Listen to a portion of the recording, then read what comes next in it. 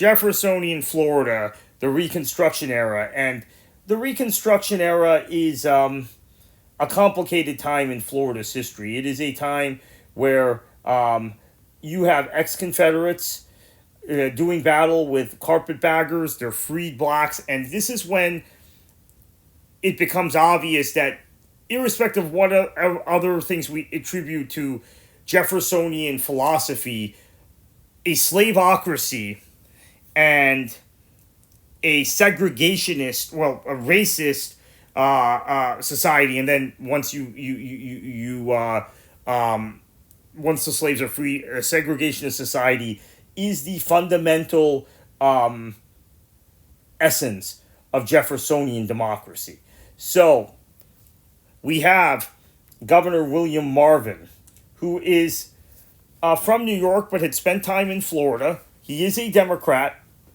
He gets appointed by Andrew Johnson, who by late 1865 had turned on Reconstruction, had turned against the radical Republicans, and he is looking to bring ex-Confederates back into the government right away in late 1865, early 1866. And he gets succeeded by David S. Walker, who is similarly a Democrat, was loyal to the Confederacy, unlike Marvin, actually. And Walker makes the decision that he wants to minimize the changes to the antebellum social, political, and economic system. So he wants a situation where, okay, you don't formally have slavery, but the freed blacks now have to work on the plantations that they previously worked on as slaves, right? Let's create an economic system where they're forced to do that, where they're not economically empowered. Let's make sure that we have only white people voting, and let's make sure societally that the same sort of norms that existed before the Civil War still exist. And he did, however, run afoul of the military occupation, as Florida was put in the 3rd Military Occupation District during congressional Reconstruction, which happened after the 1866 congressional elections, when the Republicans gained a veto-proof majority and were able to take complete control of the process of Reconstruction. So Harrison Reed becomes the governor in 1868. Now, this is our first carpetbagger governor in Florida. He was a Republican, originally from Massachusetts, spent a lot of time in Wisconsin. He had been the editor of the Milwaukee Sentinel, which was which was anti-slavery, right? It was a pro-abolitionist newspaper in Wisconsin. Wisconsin was one of the most fervently anti-slavery states, by the way, not surprisingly if you know the political tradition of Wisconsin.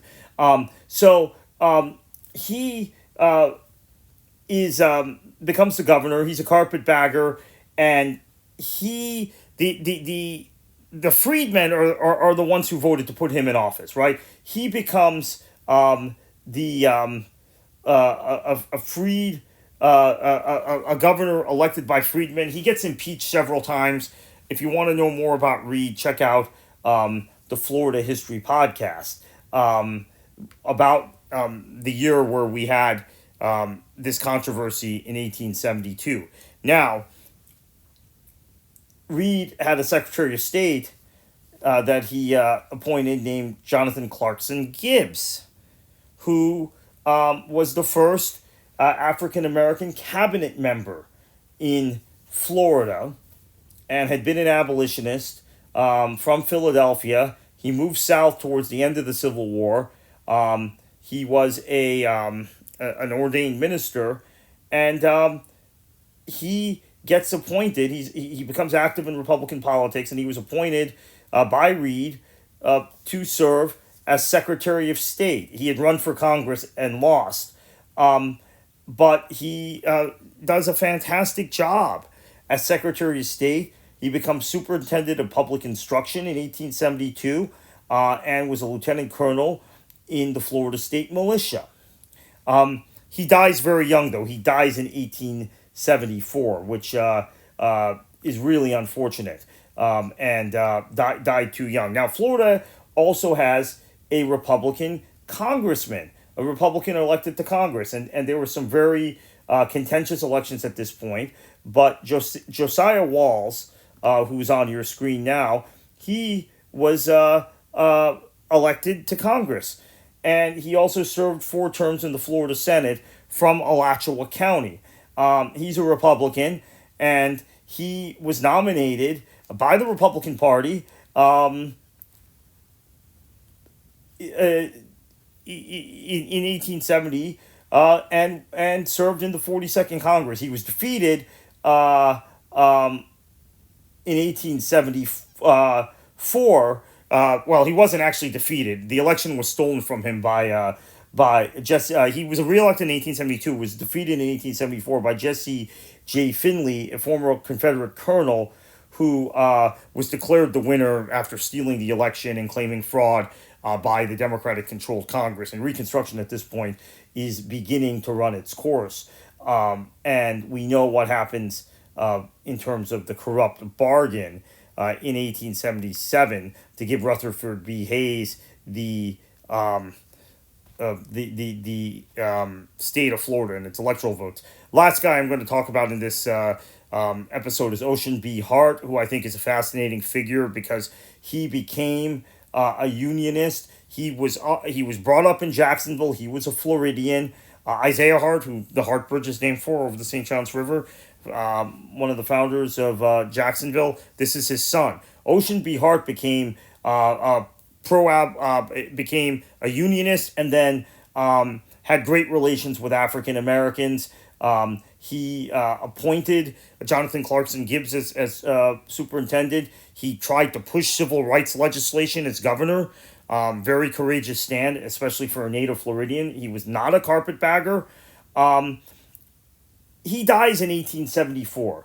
Dies young, and he was succeeded by Marcellus Stearns, who was Florida's last Republican governor until Claude Kirk, 100 years. And Stearns was a carpetbagger and had been an officer in the Union Army, and nothing gets done. The Democrats get control of the legislature in 1874, and we are setting in for a long period of dominance of Florida politics by Jeffersonian Democrats. We don't really get a turn away from Jeffersonian Democrats to activist, progressive Democrats until, there were a few in the early 1900s, but really until the 1930s and 1940s.